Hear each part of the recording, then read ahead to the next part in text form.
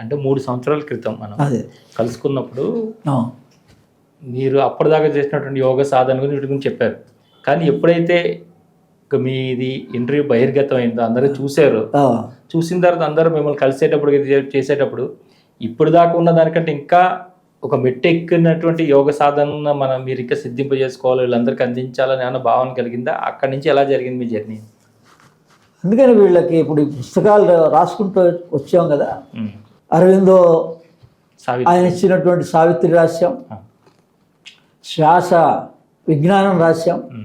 అందుకని ఇవన్నీ రాసిన తర్వాత పూర్తి పరివర్తన అంటే అదే విశ్వపతి గారి దగ్గరికి వెళ్ళిన తర్వాత నుంచి జీవితం వేరు పూర్తిగా. ఇంకా అప్పటి వరకు కూడా కొంత అన్వేషణలోని భాగంగానే. అంటే మీరు ఏదైనా వేరే యోగ సాధనలోకి ఏమైనా ప్రవేశించారా ఈ 3 సంవత్సరాల కాలంలో? కొత్తగా ఏం ప్రవేశించలేదు, కొత్తగా చేయవలసింది ఏం లేదు.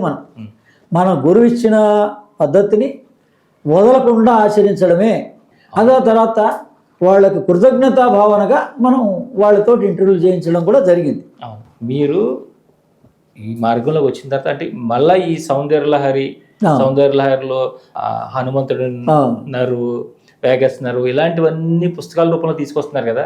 మరి ఈ జ్ఞానాన్ని ఎందుకు ఇవ్వాలనిపించింది? అంటే ఇప్పుడు ఉన్నటువంటి సమాజానికి, యంగ్ జనరేషన్కి మనం ఇలా గణేష్ నవరాత్రులు, దసరా నవరాత్రులు, లేకపోతే శివరాత్రులు ఇలాంటివి చెప్తున్నాం.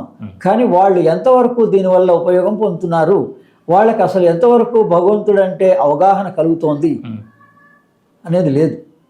అందుకని సమాజానికి మనది కాదు బాధ్యత, పైన ఋషులదే తపన.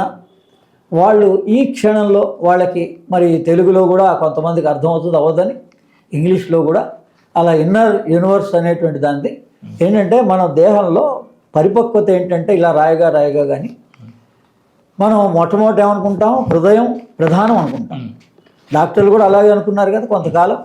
ఆ తర్వాత కోమాలోకి వెళ్ళినప్పుడు బ్రెయిన్ ఈజ్ ఇంపార్టెంట్ అని అప్పుడు తెలిసింది. అలాగే ప్రతి మనిషికి యోగాభ్యాసంలో కూడా ఈ యోగంలో మూలాధారం నుంచి మనం ఆరంభం చేసినప్పుడు ఇది ప్రధానం అని తెలుస్తూ పోతే చివరికి సహస్రారంలో కలవడం, జీవుడు పరమాత్మలో కలవడం జరుగుతుంది. ఈ హృదయంలో ఉన్నటువంటి శక్తిని పరమాత్మ సహస్రారంలో కలపడమే అసలైన యోగం. అందుకని ఈ యోగం జరిగినప్పుడు ఈ బ్రెయిన్ నాలెడ్జ్ని, ఇటువంటి యోగ విజ్ఞానాన్ని సామాన్య భాషలో అందరికీ అందేలాగా ఎలా అందించాలి అనేదే ఈ పుస్తకాల యొక్క సారాంశం. వీటి ద్వారా ఆ విజ్ఞానాన్ని సులభంగా అందిస్తున్నాం. అందుకని ఎప్పుడైతే మనం ఎవరైనా స్టూడెంట్స్ ఉంటే మీ బ్రెయిన్ గురించి మీరు తెలుసుకోండి, మీ హార్ట్ గురించి తెలుసుకోండి, మీలో ఉండేటువంటి నర్వ్స్ గురించి తెలుసుకోండి అంటే వాళ్ళు వింటారు. అందుకని మనం ఇలా పూజలు చేయండి, ఇలా కొన్ని గంటల పాటు యజ్ఞాలు చేయండి అంటే వాళ్ళు వింటారో వినరో మనకి తెలియదు మనకి. అందుకని ఇది పైనుంచి మనకి అందినటువంటి విజ్ఞానాన్నే మనం అందించే ప్రయత్నం చేస్తున్నాం. అందుకని ఇది అప్పటికి ఇప్పటికీ ఉన్న తేడా. అంటే మామూలుగా చేసుకోగలిగిన వాడికి మహాలక్ష్మి సాధన అమావాస్య చేసుకోమని చెప్తాం.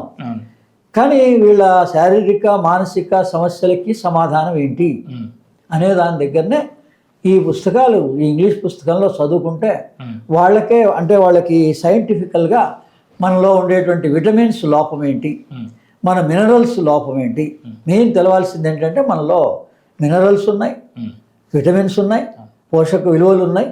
వాటిని ఎలా న్యాచురల్గా ఎలా పొందాలి, ప్రకృతి ద్వారా ఎలా పొందాలి. ఆహారం మార్చుకున్నా ఆహారం ద్వారా పొందొచ్చు, అది వేరు. కానీ సర్వమానవాళికి భగవంతుడు ఏర్పాటు చేసింది సూర్యోదయ సూర్యాస్తమ సమయాలు. వాటి ప్రాముఖ్యత ఏంటి అనేది మనం ఇప్పుడు ఈ ప్రకారంగా చెప్పాలి. ఇదే సంధ్యావందన ఉపదేశం అనుకోండి, అది వాళ్ళు అందించింది. అవునండి, అవునండి. అంటే మీరు ఈ 3 సంవత్సరాల క్రమంలో మా శ్రీ సన్నిధి నుంచి మీరు వచ్చినప్పుడు మనందరం కలిసి వెళ్తున్నాం, చాలా చోట్లకి వెళ్ళాం కదా. ఇలాంటి చాలా సత్సంగాలు కూడా చేశారు కదా. అక్కడ ఏదైనా మీరు అనుభవించింది కానీ, లేదంటే అబ్బా ఇలా ఈ విధంగా ముందుకు తీసుకెళ్ళాలి, మనం కూడా ఇవన్నీ జ్ఞానాన్ని అందిస్తే బాగుంటుంది, ఇట్లాంటి సత్సంగాలు చేస్తే బాగుంటుంది, అలాంటి సంఘటనలు జరిగినాయి ఏమైనా గుర్తు చేసుకున్నాం? అంటే చాలా ఉన్నాయి. అందులో ఇప్పుడు రీసెంట్గా మనం లహరి మహాశయ విగ్రహ ప్రతిష్ఠ చేసాం కదా. అప్పుడు బాబాజీ ప్రత్యక్షమైనారు. ఆయన దగ్గర నుంచి సూచన అందింది, లహరి మహాశయ నుంచి అందింది. అంటే సామాన్యులందరికీ ఈ రోజున యోగాభ్యాసంలో క్రియాయోగం అయితే గొప్పదండి. దాని తర్వాత ఆ క్రియాయోగం చేసే వాళ్ళకైనా ఏ యోగం చేసే వాళ్ళకి కూడా స్వరయోగం అనేటువంటిది ఇంకా సులభమైంది. తెలుసుకోవాల్సిన అవసరం తప్పనిసరిగా ఉంది. సులభంగా ఆచరించవచ్చు.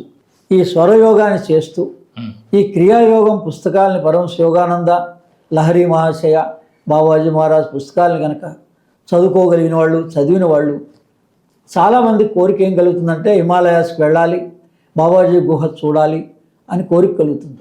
అంతటి అవసరం లేకుండా, అంత శ్రమ లేకుండా మనకి ఇక్కడే హైదరాబాద్లో రాజుగారు ఆంజనేయుల రాజుగారు ఏర్పాటు చేసినటువంటి చోట్లో హర్బల్ వ్యాలీలో ఈ లహరి మహాశయ యొక్క విగ్రహం దగ్గర చాలా దివ్యానుభూతి, ఆత్మానుభూతి. మరోసారి ఆ క్రియాయోగంలో చేస్తూ ఉంటే ఏం అనుభూతి కలుగుతుందో, ఒక కాన్సన్ట్రేషన్గా ఒక 2-3 గంటలు మన ధ్యాన స్థితిలో కూర్చోగలిగితే, లేదా బాబాజీ గుహ దగ్గర అక్కడ దాకా వెళ్ళినప్పుడు కలిగిన ఆనందం నాకు ఇక్కడ కూడా కలిగింది.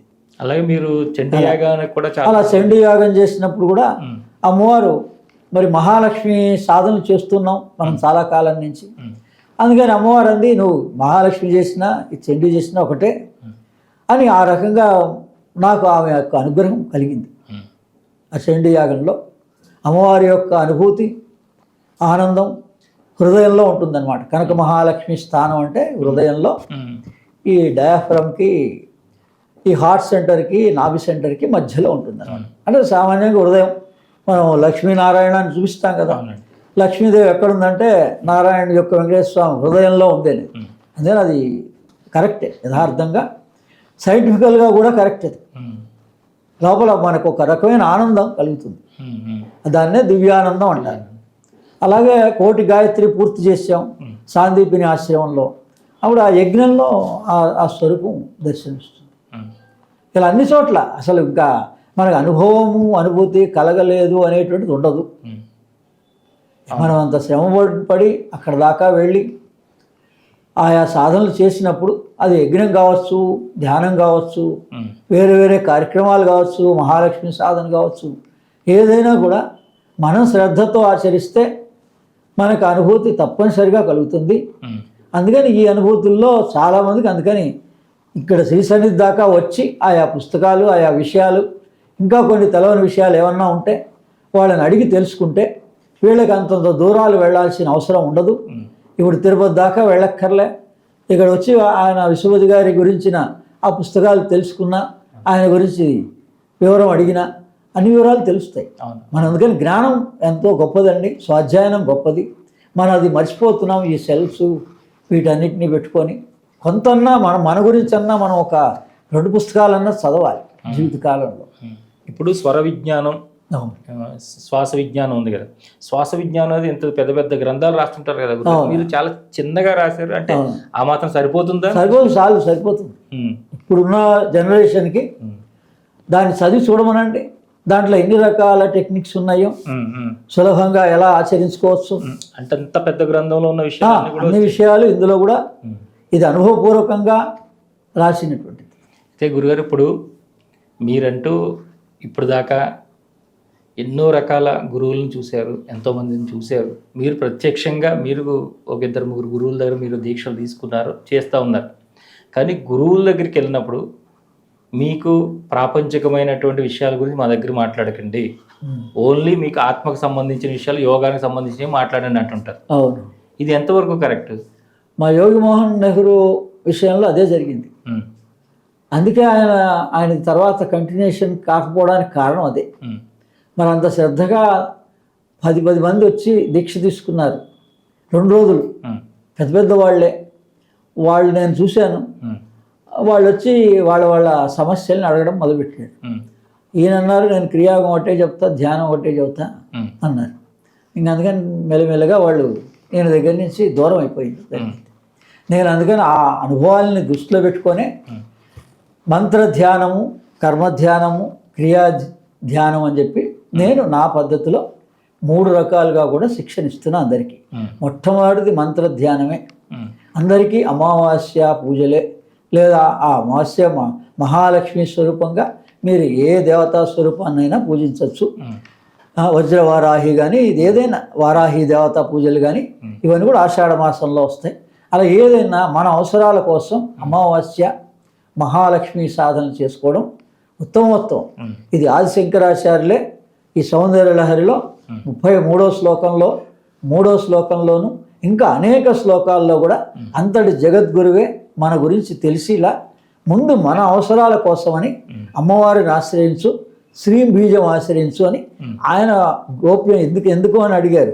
గోప్యంగా ఆయన రాసిన మూలంలో అలాగే ఉంటుంది. తర్వాత ఉపాసనా పరులకి అమ్మవారు సాక్షాత్కరించి, యోగంలో ఉన్నటువంటి వాళ్ళకి బాబాజీ మహారాజ్ సాక్షాత్కరించి ఆ యోగ రహస్యాలు ఇలా వేగస్నరు అని కానీ వేరేవి కానీ మూల గ్రంథాల్లో ఉండవు. మీరు యోగం చేస్తే యోగ రహస్యం తెలుస్తుంది, ఉపాసన చేస్తే ఉపాసనా రహస్యం తెలుస్తుంది. మీరు ఎలా అన్నా ఉపయోగించుకోవచ్చు. అందుకని ప్రతి మనిషికి ఇప్పుడు అవసరాలు మొట్టమొదటి ఉన్నాయి కాబట్టి అమ్మ అని చెప్పేసి మనం ఆ మహాలక్ష్మి స్వరూపాన్ని ఈ రకంగా ఉపాసన చెయ్యాలి సులభంగా. అంటే నేను అనేది అంటే మీ దగ్గరికి వచ్చిన వాళ్ళకి ఇట్లా ప్రాపంచికంగా, అందుకని మొదట ప్రాపంచికమైన విషయాల గురించే సూచన అందించిన తర్వాతనే చాలా తక్కువ మందికి వాళ్ళకి ధ్యానం యోగం కావాలన్న వాళ్ళకే క్రియాయోగం వాళ్ళకి చెప్పడం జరుగుతుంది. ముందైతే అందరికీ మంత్ర ధ్యానం రోజు జరుపుతున్నారు. వేరే వాళ్ళు కూడా చెప్తారు వాళ్ళ అనుభవాలని, వాళ్ళు ఎలా చేస్తున్నారు అనేది కూడా. అంటే గురుగారు ఇప్పుడు మీరు ఏ మంత్రాలు ఇవ్వడానికి దాని మీద సిద్ధి పొంది ఉన్నారు? ఏ మంత్రోపదేశాలు మీరు చేస్తారు? మొదట గాయత్రి, ఎందుకంటే సద్బ్రాహ్మడు కాబట్టి గాయత్రి మంత్రాన్ని. ఉపనయన సంస్కారం లేని వాళ్ళకు కూడా దేవి భాగవతంలో సర్వచైతన్య రూపాం తాం ఆజ్యాం విద్యాంచ ధీమహి బుద్ధిజ్ఞాన ప్రచోదయాత్ అని వ్యాసులు వారే ఇచ్చారు. ప్రతి గురువు ఇవ్వచ్చు. ప్రతి గురువు కూడా గాయత్రి మంత్రాన్ని ఉపదేశంగా, ఎందుకంటే తండ్రే కొడుక్కి ఉపదేశం చేస్తాడు మా ప్రతి గురువు. అందుకని మన అందరికీ అర్హత గాయత్రి మంత్రం. రెండవది ఓం నమస్య శివ మంత్రం, శివ పంచాక్షరి మంత్రం. ఆ తర్వాత ఏంటంటే మృత్యుంజయ మంత్రం. దాన్ని కూడా గురు మార్గంలో ఇన్ని సంవత్సరాలు ఉపాసన చేశాం కాబట్టి అమ్మవారిదే మహాలక్ష్మి స్వరూపంగా ఈ వజ్రవారాహి మంత్రం కూడా, ఆ వారాహి మంత్రాన్ని కూడా అమ్మవారే దర్శనమిచ్చి, ఈ తర్వాత పరాశక్తి మంత్రంలో బాలామంత్రం ఇవన్నీ కూడా ఎలాగున్నాయి. ఈ రకంగా అమ్మవారు సూచన చేస్తుంది. ఆమె అనుమతితోటే నేను మంత్రోపదేశం చేయడం జరుగుతుంది. బీజాక్షర సహితంగా